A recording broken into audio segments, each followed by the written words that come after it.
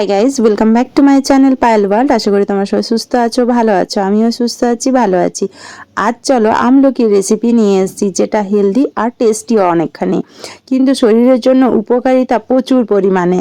এটাতে vitamin C আছে, যার জন্য আমাদের স্কিন আর হেয়ারের জন্য তো প্রচুর উপকার। তার সাথে সাথে আমাদের হজম ক্ষমতাও বাড়ায়, পেট পরিষ্কার রাখে আর প্রচুর পরিমাণে শরীরের রোগ প্রতিরোধ ক্ষমতাও বাড়িয়ে তোলে। কিভাবে তৈরি করব তার রেসিপি তোমাদের সাথে প্রত্যেকটা স্টেপেই আমি শেয়ার করেছি। যদি তোমাদের ভালো লাগে, লাইক কমেন্ট শেয়ার সাবস্ক্রাইব করে চ্যানেলটিকে এগিয়ে যেতে সাহায্য করবে। দেখো, আমি এখানে 1 কিলো মতো আমলকি নিয়েছি। ভালো করে জল দিয়ে ধুয়ে নিয়েছি। তারপর আমি এভাবে স্টিম দিয়ে নেব, মানে সেদ্ধ করে নেব। তো যে যার সুবিধে মতোই কিন্তু সেদ্ধটা করে নেবে। তো দেখো, আমি এখানে স্টিমে বসিয়ে দিয়েছি। 10 মিনিট মধ্যেই কিন্তু স্টিমটা হয়ে গেছে, মানে এইভাবে সেদ্ধ হয়ে গেছে। পুরো আমলকিগুলোকে আমি এইভাবে সেদ্ধ করে নিয়েছি, অল্প অল্প ফেটেও গেছে। সেদ্ধটা হয়েছে খুব ভালো পরিমাণে, কোনো লবণ বা কিছু অ্যাড করার দরকার নেই, প্লেন জলেই কিন্তু এটা সেদ্ধ হবে। করে নেওয়ার পর ঠান্ডা করার জন্য রেখে দেবো, মানে নর্মাল টেম্পারেচারে আসার জন্য। তারপর আমি এইভাবে ছোট ছোট করে কেটে নিয়েছি। কেটে নেওয়াটা যে যার মতো করে কেটে নিও, তাহলেই হবে। কড়াই বসিয়ে দিয়েছি, তার মধ্যে চায়ের কাপের 1 কাপ মতো জল দিয়ে দিয়েছি। এরপর দিয়ে দেবো আমি 500 গুড়। খেজুর গুঁড়ো দিতে পারো, আখের গুঁড়ো দিতে পারো। আমি এই গুড়টাই দিয়েছি, মানে এটা একটু শক্ত। তার সাথে অল্প পরিমাণে আখের গুঁড়ো মিশিয়েছি। দুটো গুড় মিশিয়েই করেছি, তোমরা চাইলে দুটো গুড় মিশিয়ে করতে পারো বা আলাদা আলাদাভাবেও করতে পারো। গুড়টা নিজের পছন্দ মতো নেবে, তাহলেই হবে। তো দেখো, এরপর আমি গুড়টা খুব ভালোভাবে গুলিয়ে নেব, মানে পুরো একদম ভালো করে ফুটিয়ে নেব 5 মিনিট ধরে।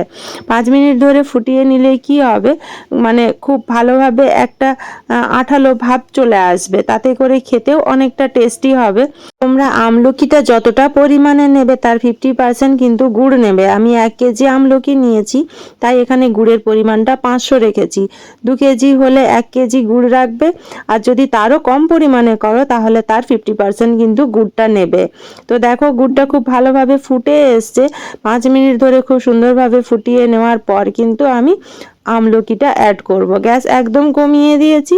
এরপর সেদ্ধ করে কেটে রাখা যে আমলকি ছিল, এর মধ্যে কিন্তু অল্প পরিমাণেও জল নেই, পুরো ড্রাই আছে আমলকিটা। এটা অ্যাড করে দিয়ে খুব ভালোভাবে কিন্তু মিশিয়ে নেব। এই রান্নাটা হতে সময় লাগবে অনেকখানি, প্রায় 20 থেকে 25 মিনিট পর্যন্ত সময় লাগবে, কারণ আমলকি থেকে আবার জল বেরোবে। যেই জলটা গুড়ের সাথে মিশে গিয়ে সেটা পুরোপুরি মরে আসতে সময় লাগবে। তো এই প্রসেসটা হতে প্রায় সময় লাগবে 25 মিনিট।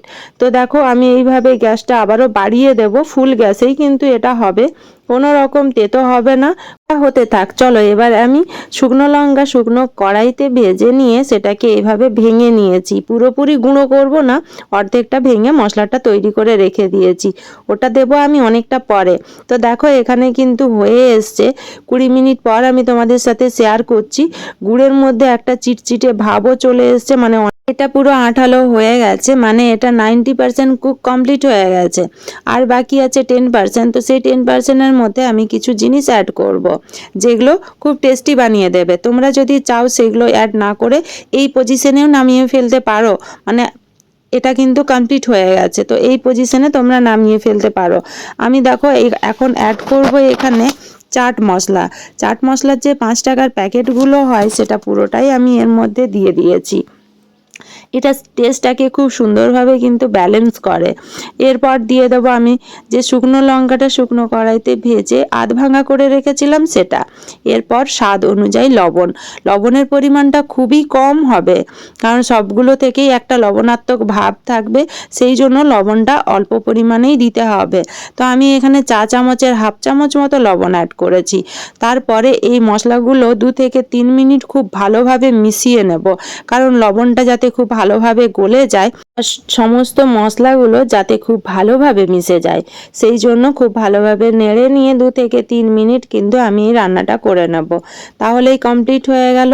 এরপর রুম টেম্পারেচারে রেখে নর্মাল ঠান্ডা করে নিয়ে তাকে এয়ার টাইট কন্টেনারে ভরে কিন্তু লং টাইম রেখে দেওয়া যায়।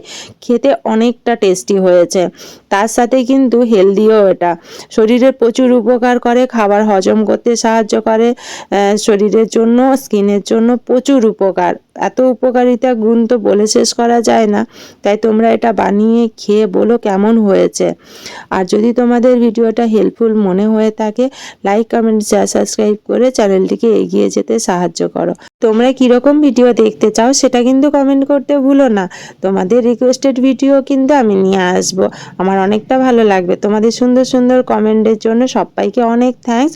সবাই ভালো থেকো, আর এরকম সুন্দর সুন্দর রেসিপি তোমরাও কিন্তু তৈরি করে খেয়ে দেখো। সবাই সুস্থ থেকো, ভালো থেকো। Bye bye, take care.